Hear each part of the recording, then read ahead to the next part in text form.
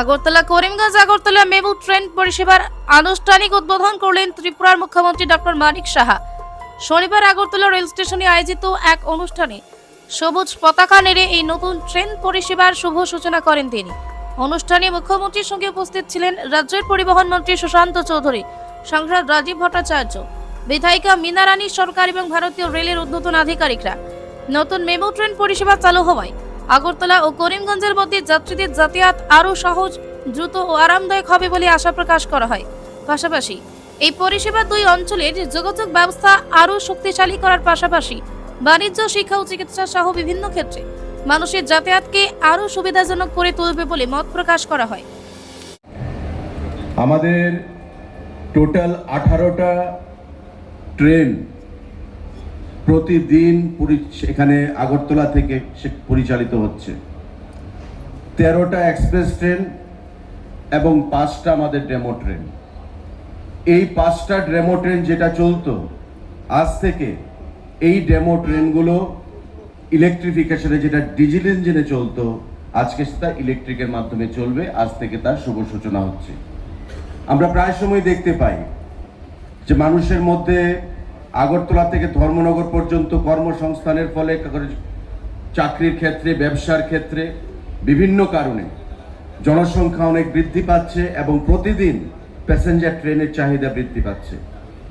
মাননীয় মুখ্যমন্ত্রী সেটাকে উপলব্ধি করে দিল্লির রেল দপ্তরের সঙ্গে কথা বললেন, আমরাও কথা বললাম, এবং কিছুদিনের মধ্যে যেই ট্রেন এর থেকে কম প্যাসেঞ্জার নিয়ে চলতো, এখন থেকে এই ট্রেন আরো বেশি প্যাসেঞ্জার নিয়ে চলবে এবং 3600 প্যাসেঞ্জার এই মেমো ট্রেনে সেখানে প্রতিদিন আগরতলা থেকে করিমগঞ্জ পর্যন্ত যাতায়াত করতে পারবে। আরো 4টা বেশি কম্পার্টমেন্ট নিয়ে সেটা চলাচল করবে। তো স্বাভাবিকভাবেই যাত্রী স্বাচ্ছন্দ্যের কথা মাথায় রেখে, রাজ্যের মানুষের কথা মাথায় রেখে ভারত সরকারের রেলওয়ে দপ্তর যে সিদ্ধান্ত নিয়েছেন, মাননীয় মুখ্যমন্ত্রীর অনুপ্রেরণায়, মাননীয় মুখ্যমন্ত্রীর প্রচেষ্টায়, আমরা তাকে সাধুবাদ জানাই। যে ইলেকট্রিকের যে লাইন সেটা সম্পন্ন হয়েছে।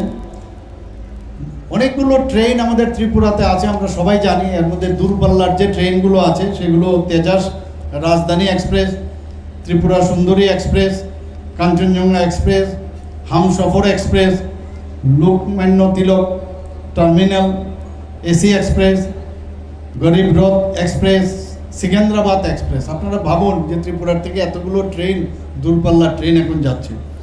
এবং ইন্টার স্টেটের অনেকগুলো এবং আঞ্চলিক ট্রেন, যেগুলো ইন্টারসিটি বা রিজিওনাল ট্রেন আমরা আখ্যায়িত করি, সেগুলোর মধ্যে জনশতাব্দী এক্সপ্রেস আগরতলা থেকে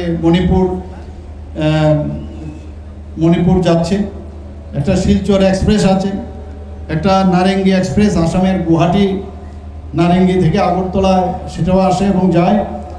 এবং ডেমো ট্রেনের কথা আমি যেটা বললাম, যে লোকাল ট্রেন আগরতলা থেকে সাবরুম, আগরতলা ধর্মনগর প্যাসেঞ্জার ট্রেন। এবং আগামী দিন আমরা বসে আছি, যেহেতু ইলেকট্রিক লাইন সম্পন্ন হয়েছে, তো নিশ্চয়ই এখানে বন্দে ভারতও এখান থেকে শুরু হবে অতি সত্তরই। এবং মেইন আমাদের ট্রেনের মধ্যে নিরাপত্তার যে বিষয়গুলো আমি একটু আগে শুনলাম, এগুলো ভেরি ইম্পর্টেন্ট। যে প্যাসেঞ্জারদের যখন কোন জায়গায় এই ট্রেনটা নামছে, আগের থেকেই তাদেরকে যে বলে দেওয়া, সেই ব্যবস্থাপনা এখানে থাকবে, অ্যাড্রেসিং সিস্টেম সেগুলো রাখা হয়েছে। এবং এটা ডান দিকে খুলবে কি বাঁ দিকের প্ল্যাটফর্ম আসছে, কোন দিকে ট্রেনের নামতে হবে বা উঠবে, সে আগের